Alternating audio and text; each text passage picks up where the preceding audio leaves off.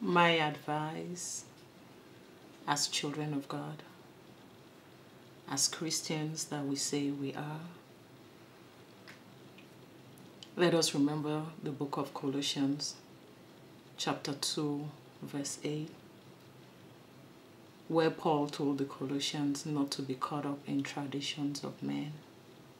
We have a wonderful, wonderful culture, a wonderful tradition. But some of this tradition, it's not to the glory of God. And especially when a woman loses her husband, we get caught up in it, the family tradition.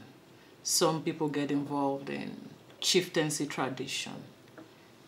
Let us remember that we have a standard, and that standard is the Bible. Paul gave us instructions. Let's not get caught up in that. Let us be able to guide these women, help them through the situation, stand by them, be with them, lead them in the way they should go. Everything they need to know, it's in the Bible. Paul told Timothy that every word in the Bible has been inspired by God for doctrine, for reproof, for correction, instruction on righteousness. Let them be taught the path of righteousness, holiness, in this path that they have found themselves. Paul also told Timothy, 2 Timothy chapter 2, verse 2. Paul told him to raise men, teach men that are committed so that they can pass the message. Let this message be passed to generations. We can do it. We all can make a change.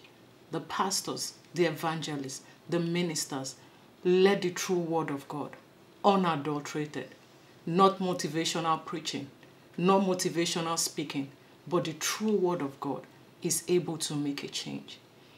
These women are the most vulnerable women in the church because of the situation they have found themselves.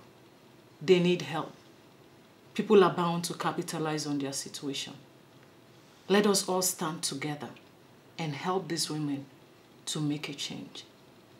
In our culture, when you lose your husband, it's like the whole world has crumbled. It is not easy. Even for those whose husbands have walked away from them. Some people, we know our tradition. The man will say, that child does not belong to me. Let us all together empower these women. Teach them. They need to be taught. Everything that we need is in the Word of God. And in return, these women will teach their children. I lived a different lifestyle when I got here.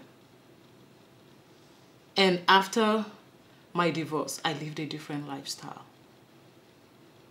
The only thing that is sustainable is the path of righteousness, holiness, trust in the Lord.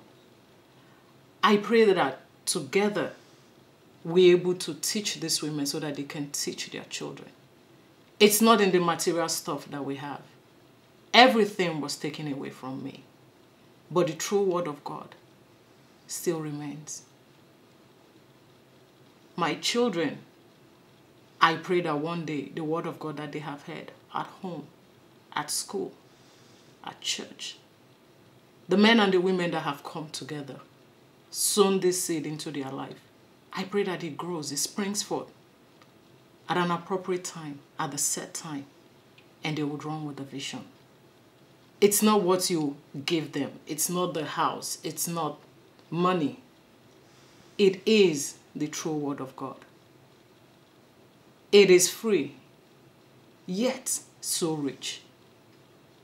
I pray that together, we all, the pastors, the evangelists, whatever title we have in the church, let us come together and help them to make a change.